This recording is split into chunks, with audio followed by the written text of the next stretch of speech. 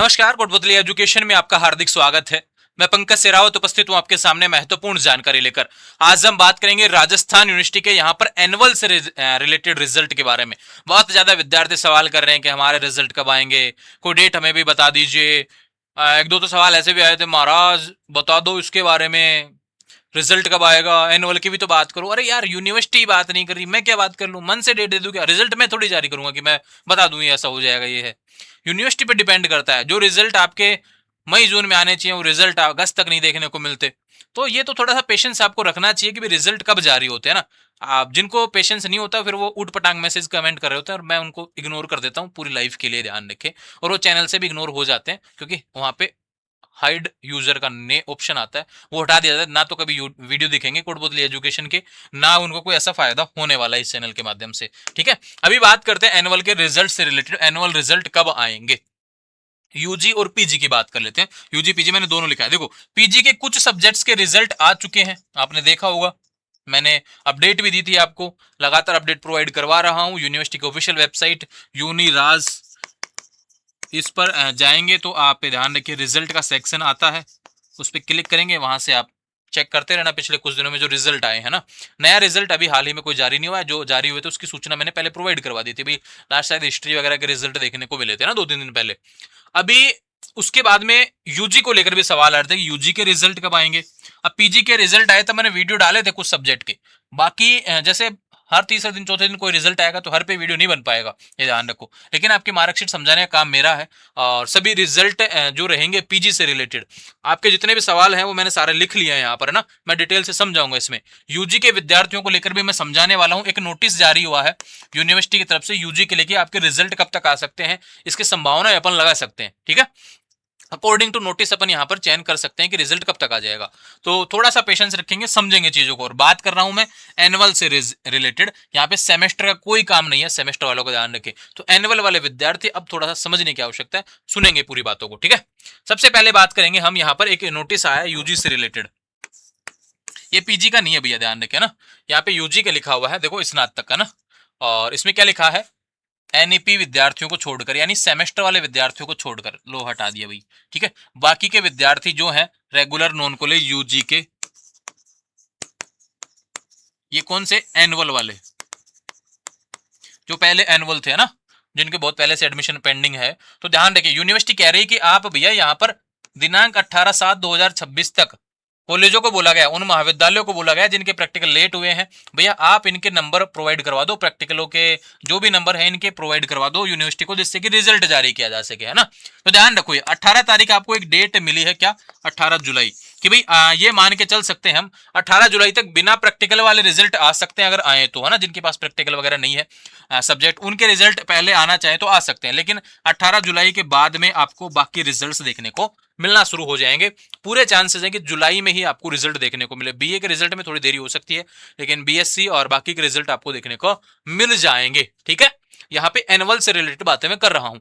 उम्मीद है कि अगले 10 से 15 दिन में आपको रिजल्ट देखने को मिलेंगे। थोड़ा पेशेंस रखिए, जब रिजल्ट आएंगे तो मैं वीडियो बनाऊंगा, आपकी मार्कशीट डिटेल से समझाने का प्रयास रहेगा। ये यूजी से रिलेटेड है।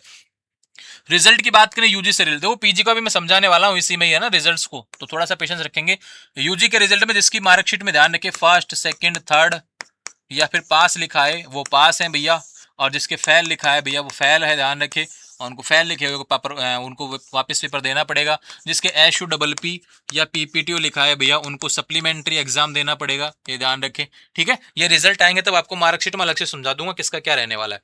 तो ये संभावित डेट्स मैंने आपको दे दी हैं कि बिना प्रैक्टिकल वाले हो सकता है कि पहले आ जाए, नहीं तो हो सकता है कि यूनिवर्सिटी आपको 18 जुलाई के बाद में सारे रिजल्ट जारी करके दे। ये संभावित डेट्स थी अकॉर्डिंग टू नोटिस। ये कल लेटेस्ट नोटिस जारी हुआ है जो कि यहाँ पर एनुअल विद्यार्थियों से रिलेटेड है। समझ में ये बात। अभी बात करते हैं आपके सवालों को लेकर पीजी से रिलेटेड। देखो, पीजी की बात करें मुख्य रूप से एमए एमएससी एमकॉम आता है भैया। आपको पता होना चाहिए आपका पासिंग मार्क्स टोटल मार्क्स का 36% होता है, ध्यान रखिए। अगर ये प्राप्त कर लेते हैं तो आप यहाँ पर नंबर आपका मतलब पास आ जाता है। अगर आप ये प्राप्त नहीं करते हैं तो जहां पे भी आपका पर पेपर का पासिंग मार्क्स होता है वहां पे फेल आ जाता है, ध्यान रखिए। काफी विद्यार्थी जिनके फेल लिखा है, ध्यान रखिए भैया, ऐसे विद्यार्थी जिनके एमए एमएससी एमकॉम में भैया प्री में हो या फिर फाइनल में हो, प्री में पहले रहे होंगे काफी विद्यार्थी जो पास नहीं हो पा रहे थे ना, वो फिर वो कंटिन्यू किया होगा उन्होंने एक्स स्टूडेंट के रूप में, उनकी बात मैं कर रहा हूँ। और फाइनल वाले विद्यार्थी एमएमएससी एमकॉम वाले, ध्यान रखें आपके रिजल्ट में पास लिखा आए तो आप पास हैं, फेल लिखा है आप फेल हैं। और ध्यान रखें किसी के प्री के रिजल्ट में EFF वाई लिखा है तो ध्यान रखिए वो ईयर पास हो गया, लेकिन आपके कोई पेपर बैक है वो आपका फाइनल के साथ में देना पड़ेगा। समझ में? एलिजिबल फॉर फाइनल ईयर, ठीक है, एक बात ये हो गई है ना, eligible for final year.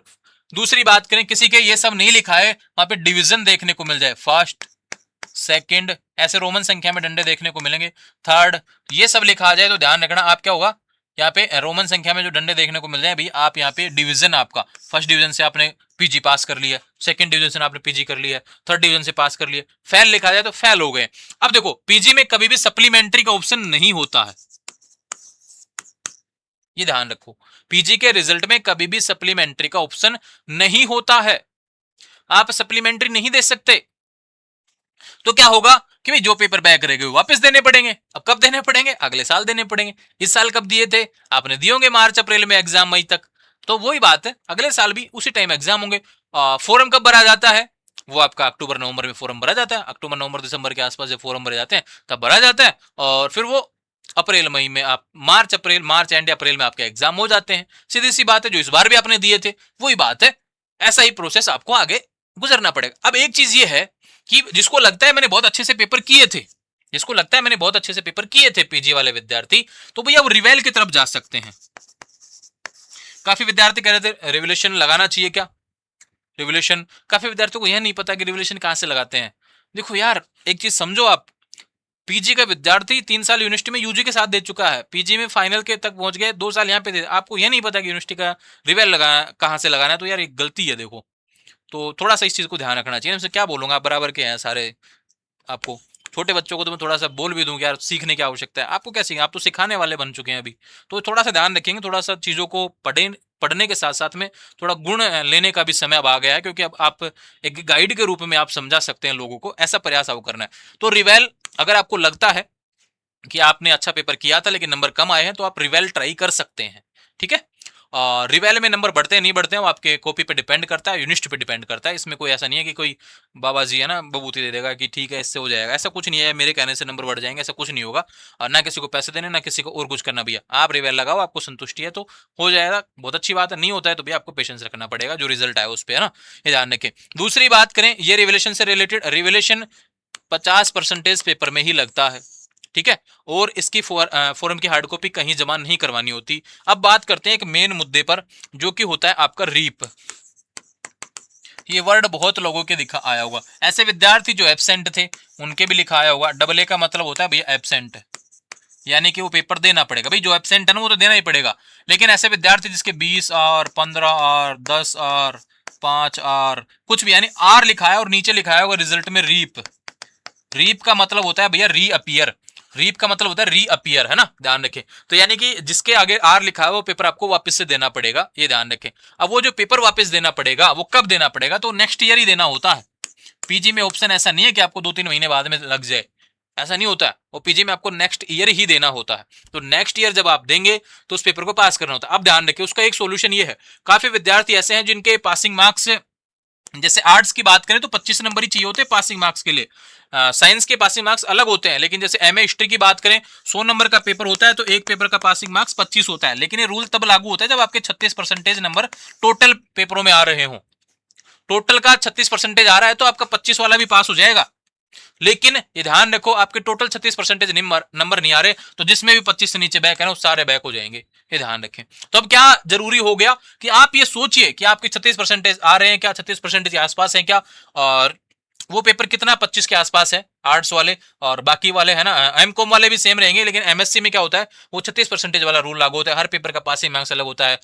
MSc में कुछ पेपर 80 के होते हैं, कुछ 100 के होते हैं, उनका प्रैक्टिकल नंबर अलग होता है, वो पासिंग मार्क्स एक बार चेक कर लेंगे ना, ठीक है। बाकी 36% एमएससी को वाले टोटल के हिसाब से आप चलेंगे तो ज्यादा बेटर रहेगा। लेकिन ध्यान रखें जिसके भी रीप आया ना भैया वो मेरे कहने पे एक बार रिवेल का ट्राई जरूर करना, क्योंकि एक चीज सोचो, एक तो आपको अगले साल एग्जाम देना पड़े या फिर एक बार अभी 500-700 रुपए का रिस्क लेकर रिवेल का आप ट्राई कर सकें। अगर आप पासिंग मार्क्स के आसपास है तो क्या पता बढ़ जाए, और बढ़ते हैं। एनुअल में बहुत ज्यादा बढ़े, अगर आपने कॉपी में करके आया है तो, है ना। अगर आप एब्सेंट हो, एब्सेंट में आर लगाया है, एब्सेंट वाला तो पेपर देना ही पड़ेगा आपको। अगर आपने एग्जाम दिया था फिर रीप लिखा रहा है तो आप ट्राई कर सकते हैं, 50% में रिवेल लगेगा। और ध्यान रखिए भैया, ये वीडियो मैंने पहले भी प्रोवाइड करवाया था जब रिजल्ट जारी हुए थे, अभी बीच में इसलिए प्रोवाइड करवा रहा हूं क्योंकि अभी कुछ रिजल्ट जारी हुए थे 2 दिन पहले, तो उनके रिवेल के फॉर्म चल रहे हैं और 15 दिन तक ही रिवेल के फॉर्म चलते हैं। रिवेल लगाने के बाद में आपको हार्ड कॉपी जमा नहीं करवानी होती है। तो ये जरूरी बातें थी जो मैंने आपको बताई है। अब एक चीज और बता देता हूं मैं, ये लो नंबर, किसी को नहीं दिया, आपको दे रहा हूं। क्यों दे रहा हूं? क्योंकि मैं वास्तव में चाहता हूं कि आप यहां पर इस पीजी को पास करके फ्री हो जाओ, ठीक है।